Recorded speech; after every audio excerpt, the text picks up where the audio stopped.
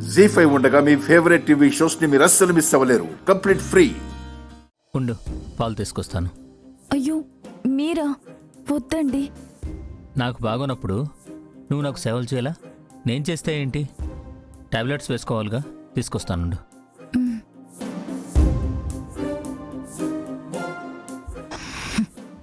తీసుకొని రారా, చేసిన సేవలకి వడ్డీతో సహా పుచ్చుకుంటాను.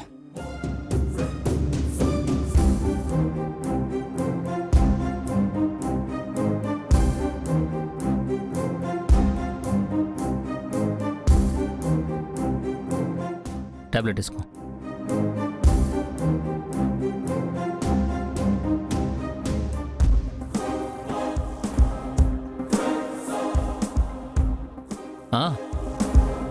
డాక్టర్ గారు ఫ్రూట్స్ పెట్టమన్నారు.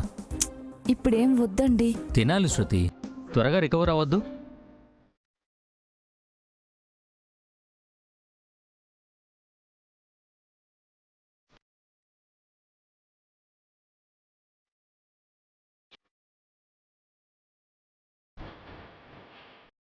నీ స్థానము, నీ స్థాయి నా కాళ్ల దగ్గరేరా.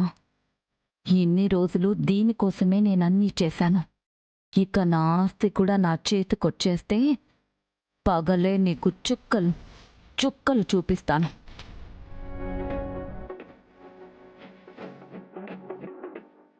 ఏంటి శృతి అలా చూస్తున్నావు? మీకెంత కష్టం వచ్చిందో అని, నా కోసం ఎంత కష్టపడుతున్నారో అని నాకు బాధగా ఉందండి. అసలు అక్షర వాళ్ళు నన్ను చూడకుండా ఉండుంటే బాగుండేది. అక్కడే నేను పోయి ఉంటే బాగుండేది. శృతి, అలా మాట్లాడదాని చెప్పానా? నేను నీకు సేవలు చేయడంలో తప్పే ఉంది. అన్ని తప్పులు చేసిన నాకు మీరు చేయడం తప్పు కాదా అండి? ముమ్మాటికి కాదు. మనిషి అన్నాక తప్పులు చేస్తారు శృతి. ఆ తప్పులు తెలుసుకోకపోతే తప్పు. నువ్వు తెలుసుకున్నావు, మారావు. మారి నీకు సేవలు చేయడంలో తప్పే లేదు. మీ మనసు ఎంత మంచిదో. నిజంగా మీరు దేవుడండి. శృతి, ఉండేది కాస్త జీవితం. దాన్ని ఒకరికి హాని కలిగించకుండా హాయిగా బతికితే బాగుంటుంది కదా. చూడు, ఇప్పుడు నీ మనసు ప్రశాంతంగా ఉంది కదా. చావా ఇంతే, నీ మనసు కల్మషం లేదైనప్పుడు నువ్వు ప్రశాంతంగా ఉంటావు. చూస్తావుగా, ఇంకా ఆనందంగా ఉంటావు. ఉంటా. మళ్ళీ ఏంటి శృతి? ఏమీ లేదండి.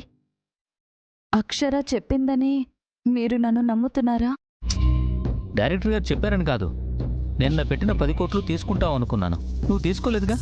అప్పుడు నువ్వు నిజంగానే మారిపోయావన్న నమ్మకం కలిగింది. హ? ఓహో, టెస్టింగ్ కోసం పెట్టారా? నాకు ఆశ లేదు కాబట్టి సరిపోయింది. ఎస్, అదే నిన్ను పాస్ చేయించింది. నీ మీద పూర్తి నమ్మకాన్ని రప్పించింది. ఇంక నిన్నెప్పుడూ అనుమానించను.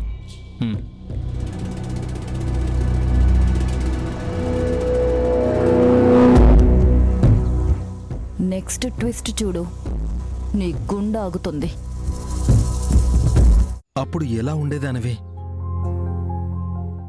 నిన్నెలా ఇప్పుడు చూడలేకపోతున్నానమ్మా. అరవిందా, నీ బాధ అర్థమవుతోంది. పరిస్థితులకు తగ్గట్టు ఉండాలిరా. పడ్డవాడెప్పుడు చెడ్డవాడు కాదు. కావచ్చమ్మా. ఇప్పుడు మన పరిస్థితి బానే ఉంది కదా. మన రెస్టారెంట్ బిజినెస్లు బానే జరుగుతున్నాయి కదా. ఇక నుండైనా నిన్ను మహారాణిలా చూడాలన్నదే నా ఆశమ్మా.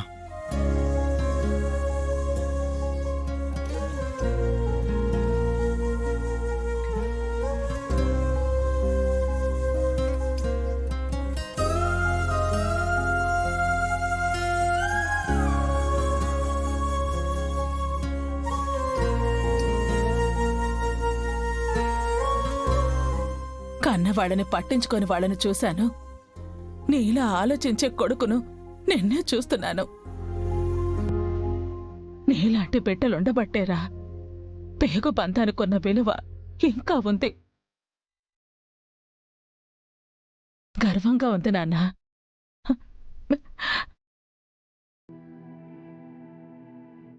నా గురించి ఆలోచించావే. నువ్వు కష్టపడుతున్నావు. నువ్వు తెచ్చుకోలేదే అరవిందా. నేను ఎలా అయినా కనబడొచ్చమ్మా. బుజ్జమ్మ పనైపోయింది అనుకున్న వాళ్ల చూపులు మార్చడమే నాకు ముఖ్యం. నిన్ను బెజవాడ బుజ్జమ్మలా చూస్తే మాకా ధైర్యం వస్తుందమ్మా. అలాగే నేను జీవితాంతం చూపించాలన్నా కసి పట్టుదల ఇంకా మాలో పెరుగుతుంది. ఏనాడైతే భూపతికి ఛాలెంజ్ చేశామో మళ్ళీ ఆ స్థాయికి తీసుకొచ్చి నిన్ను సింహాసనం మీద కూర్చోబెడతామమ్మా. పూర్వ వైభవానికి ఇంకా కష్టపడతాం. తీసుకొస్తామమ్మా. గ్రేట్ అండి. మీరేదో పనుందని వెళ్తే ఎందుకో అనుకున్నాను. ఇంత మంచి పని కోసమా? నిజాయితీని ఎవరు ఓడించలేరండి. నీతే జయిస్తుంది. సూర్యుడి వెలుగుని ఆపలేరు, మన ఎదుగుదలని ఎవ్వరూ ఆపలేరు. అత్తయ్య గారు సింహాసనాన్ని అధిష్ఠించడం ఇంకో 100 మంది భూపతులొచ్చినా అడ్డుకోలేరండి.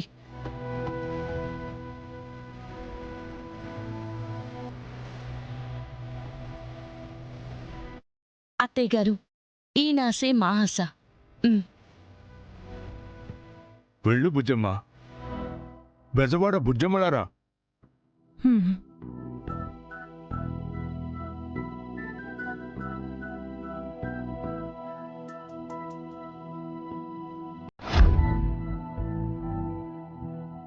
అదిగో బుజ్జం వచ్చింది.